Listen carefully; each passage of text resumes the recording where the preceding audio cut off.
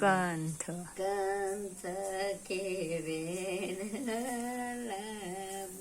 લેવા યારે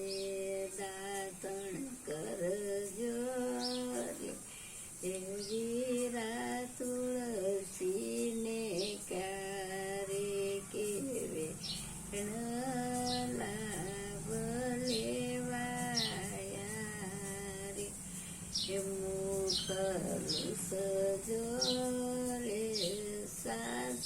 સાળુડા શેડે કે લાભ લેવા યારે દાન દેજો